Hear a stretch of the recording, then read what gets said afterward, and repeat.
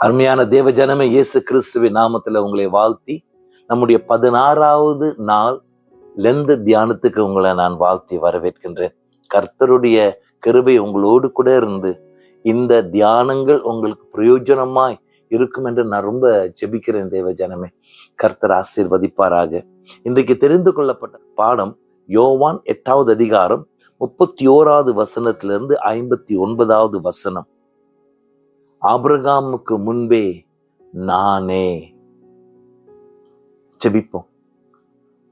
ஆண்டவராகிய கர்த்தாவே, இன்னுமாக எங்களுடைய தியானத்துல இயேசுவை போல நடக்க, இயேசுவை போல எங்களுடைய ரூபம் வர, இயேசுவை போல எங்களுடைய வாழ்க்கை தரம் இருக்க அப்பா எங்களுக்கு உதவி செய்யும்.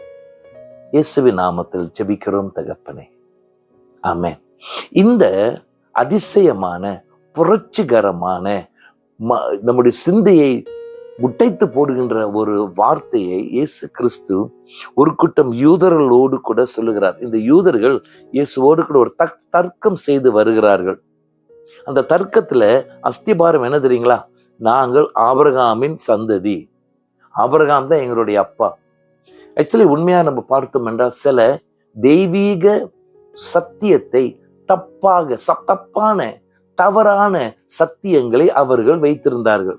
3 காரியம் சொல்ற. 1, நான் ஆபிரகாமின் சந்ததி.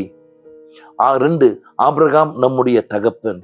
3, நாங்கள் ஆபிரகாமின் தப்பாய் பிறந்த பிள்ளைகள் அல்ல, இல்லெஜிட்டிமேட் சில்ட்ரன் இல்ல, எங்களுடைய ஒரே அப்பா தேவன் மட்டுமே. இந்த அந்த தர்க்கங்களை இயேசு கிறிஸ்து மிகவும் அழகாக அந்த வசனத்தை வாசிக்கும் பொழுது, அந்த பாகத்தை வாசிச்சது என்றால் மிகவும் தெளிவாக, மிகவும் தாழ்மையோடு கூட, பொறுமையோடு கூட ஒவ்வொரு தர்க்கத்துக்கு ஏற்ற பதிலை இயேசு கிறிஸ்து கொடுக்கிறார். கர்த்தருடைய பரிசுத்த நாமத்துக்கு ஸ்தோத்திரம். அதுலதான் அந்த அஸ்திபாரம் என்ன தெரியுங்களா? சத்தியத்தை அறிவாய், சத்தியம் உன்னை விடுவிக்கும். இந்த கேள்வி கேட்கிற காரியமே இந்த வசனத்தை தான் தொடங்கினது. சத்தியத்தை அறிவாய், சத்தியம் உன்னை விடுவிக்கும். இது பெரிய ஒரு அவமானம் அவர்களுக்கு. எதில் நாங்க விடுவிக்கப்பட வேண்டும்? நாங்கள் ஆபிரகாமின் பிள்ளைகள். எப்ப நாங்க அடிமைகளா இருந்தோம், எங்களுக்கு விடுதலை வருகின்றதுக்கு விளங்குதுங்களா? இவர்கள் ஆண்டவர் இயேசு சொல்லுகிற அந்த வார்த்தையை முழுமையாகவே அறிந்து கொள்ளல. இயேசு கிறிஸ்து அவருடைய சிந்தையை சரிப்படுத்துகிறார். என்ன சொல்றாரு தெரியுங்களா? நம்பர் 1, யார் பாவம் செய்கிறார்களோ அவர்கள் பாவத்தின் அடிமைகள். அடிமையாய் இருந்தால் சத்தியத்தை அறிவாய், சத்தியம் உன்னை விடுவிக்கும். அடிமையிலிருந்து சுயாதனம் தேவனுடைய பிள்ளையாய் வருகிறது. நீ ஆபிரகாமின் பிள்ளை என்று சொல்லுகிறீங்க, ஆனா உங்களுடைய கிரியைகள் ஆபிரகாமின் பிள்ளைகளை போல சாட்சி இல்லையே. ஆபிரகாம் தேவனை விசுவத்தவன், அவனுடைய வழி நடத்துதல் ஆச்சரியமா இருந்தது. ஆனால் உங்களுடைய கிரியைகள் வேற மாதிரி இருக்கு. இது புரட்சிகரமான ஒரு காரியம். கர்த்தருக்கு ஸ்தோத்திரம். ஐயா, இவ்வளவாக எதிர்ப்புகள் இயேசு கிறிஸ்து வந்து கொண்டே இருக்கின்றது. ஆயினும் அதே அதிகாரத்துல 30வது வசனத்தை வாசிச்சு பார்த்தீங்கன்னா ஒரு ஆச்சரியமான ஒரு காரியம். தேவனுடைய கிருபை சாதாரண கிருபை அதிசயமான காரியங்களை செய்கின்றது. இந்த மக்கள் பலவிதமான கேள்விகளை கேட்டுக்கொண்டு இருந்தாலும், இயேசுவை எதிர்த்து கொண்டிருந்தாலும், தேவனுடைய கிருபை ஒரு கூட்டம் மக்களுடைய இருதயத்துல பேசி வேதம் சொல்லுகின்றது. இயேசு பேசிக் கொண்டிருக்கும் பொழுதே திரளான மக்கள் அவர் மேல் விசுவாசத்தை வைத்தார்களாம். Praise God, praise God. எதிர்ப்பு எப்படியாய் வந்திருந்தாலும் கிருபைக்கு, தேவனுடைய கிருபைக்கு கிரியை செய்கிற வழிமுறைகள் அதிசயம், ஆச்சரியம். சோ இதை நம்ம ஞாபகத்தில் வைத்துக் கொள்ளும். தேவனுடைய கிருபை ஆச்சரியமானது. 45வது வசனத்தை வாசிப்போம். 45வது வசனத்துல இயேசு பற்றி என்ன சொல்லிட்டாங்க தெரியுமா? நீ ஒரு சமாரியன், நீ உனக்கு பிசாசு உன்னோடு கூட இருக்கு. சமாரியன் என்றால் யூதன் என்ற அந்த பாரம்பரியத்திலிருந்து வெட்டப்பட்டு ஒரு பிசாசின் பிள்ளையா நீ இருக்கிறாய். Praise God. ஐயா, இவங்களுக்கு ஒரு காரியம் விளங்கல. இவர்களுக்கு முன் நிற்கின்றவர் ஆபிரகாமுக்கு முன்னாக இருந்தவர். ஆபிரகாம் இந்த நாளை காண காத்திருந்தாராம். ஆச்சரியமான ஒரு காரியம். ஆபிரகாம் இயேசு கிறிஸ்து குமாரன், தேவனுடைய குமாரன் ஒரு நாள் உலகத்துக்கு வருவார், தேவனுடைய வழி நடத்தலை காட்டுவார் அப்படின்ட்டு ஆபிரகாம் அந்த நாட்களையே காத்திருந்தார், ஏக்கமா இருந்தார். எந்த நாளில் ஐயா, எந்த நாளில் இயேசுவே, எந்த நாளில் குமாரனே நீங்க பரலோக பூமிக்கு போறீங்க காத்திருந்தாராம். Price God.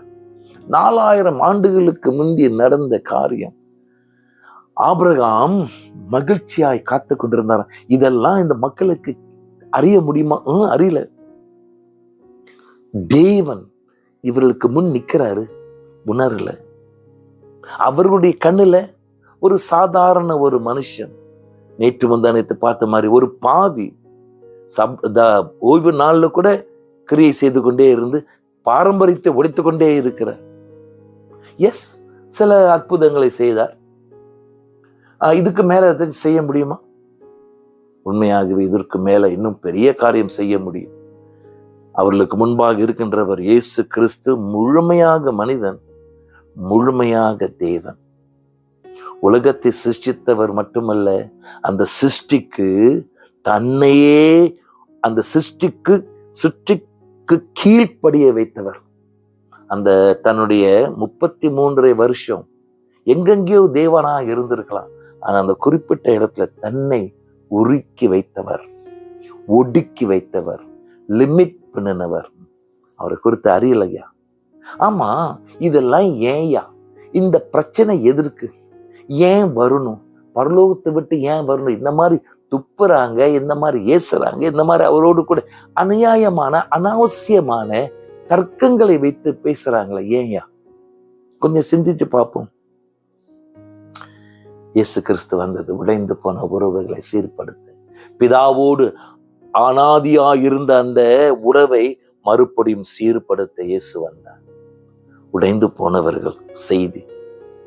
கர்த்தருடைய பரிசுத்த நாமத்துக்கு ஸ்தோத்திரம். மனுஷன் ஆண்டவர் கொடுத்த தன்னுடைய அடையாளத்தை அறிந்து கொள்ள, உண்மையான அடையாளம் என்ன?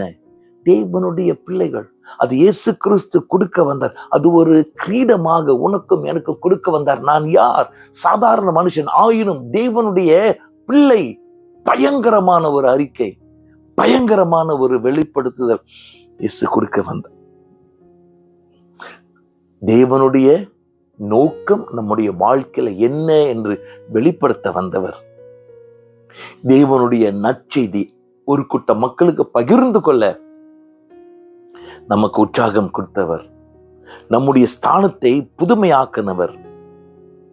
எல்லா பாரம்பரிய சாபங்களையும் கட்டுகளையும் உடைக்க வந்தவர்.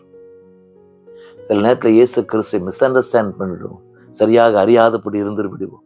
ஏன்னா இந்த நாட்கள்ல பலவிதமான தவறான போதனைகள், தவறான கருத்துக்கள் இயேசு கிறிஸ்துவை பற்றி, கிறிஸ்தவத்தை பற்றி நிறைய வந்து கொண்டிருக்கிறது. ஐயா, இதை நம்ம உடைக்கணும்னா ஒரே வழி, இந்த கட்டுகளை, இந்த அரண்களை உடைக்கணும்னா ஒரே வழி, ஒவ்வொரு நாளும் ஜெபத்தோடு கூட ஜெப நிலைமையில தேவனுடைய வார்த்தை ஒழுங்காக வாசிப்போம். பரிசுத்த ஆவியானவருடைய நிழல் நம்மோடு கூட இருந்து அதில் மறைந்து கொண்டு தேவனுடைய வார்த்தையை வாசிப்போம்.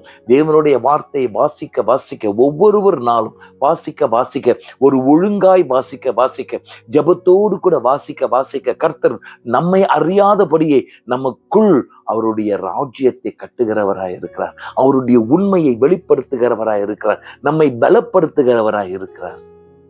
ஒரு தமிழ்ல கிடைக்கிறது கொஞ்சம் கஷ்டமா இருக்கலாம், காமெண்டரி, அதாவது வேத வசனத்தை விளக்கம் கொடுக்கின்ற புஸ்தகங்கள் உண்டு. அதை வாங்குங்க. அதை வாங்குறது கஷ்டமா இருந்தாலும் நம்முடைய கைகள்ல இப்ப ஹேண்ட்போன் இருக்கிறதுனால உலகத்திலே மிக பெரிய லைப்ரரி, நூலகம் நம்முடைய கைகள்ல இருக்குங்க. ஒரு வசனத்தை வாசி, அதனுடைய காமெண்ட்ரி, அதனுடைய விளக்கம் என்னன்னு எடுத்து பாரு. சில இடங்கள்ல கிரேக்க மொழி இப்படி இருந்தது, அதனுடைய விளக்கம் எப்படின்னு சொல்லி மூல வார்த்தையும் அந்த அஸ்திபாரமான அர்த்தம் என்னவும் சொல்லத்தக்க அப்படிப்பட்ட சலாக்கியங்கள் நமக்கு இருக்கு. உபயோகிப்போம். எதுக்கும் தடின்னு போயிடாதீங்க. ஏன்னா பல இடங்கள்ல தவறான போதனைகள் உண்டு. எது சரியான காரியம் என்பதை தலைவர்கிட்ட கேளுங்க, போதர்கிட்ட கேளுங்க. இது சரியான காரியமா? நான் என்டியூரிங் வேர்ட்ஸ் என்ற அந்த டேவிட் குசிக் எழுதுகிற அந்த இதை ஒன்றை வாசிச்சுக்குவேன். என்கிட்ட புஸ்தகங்கள் இருக்கு, அதையும் வாசிச்சுக்குவேன். ஆனா அதை வாசிச்சுட்டு நம்புறவன்ல, அதை வாசிப்போம். ஆனா தேவனுடைய சமூகத்துல முட்டிக்கால் போட்டு உங்களுடைய வார்த்தை என்ன, அதுதான் ரேமா வார்த்தை, அதுதான் வெளிப்படுத்தல் கர்த்தர் கொடுக்கின்றவர். செய்வோம், கர்த்தர் ஆசீர்வதிப்பார். என் ஆண்டவராகிய கர்த்தர் உம்முடைய சத்தியத்துக்குள் நாங்கள் நிலைத்து இருக்க, வசனத்தை வாசித்து அறிந்து கொள்ள ஆவியானவர் உதவி செய். இயேசுவின் நாமத்தில் ஜெபிக்கிறோம் தகப்பனே, ஆமென்.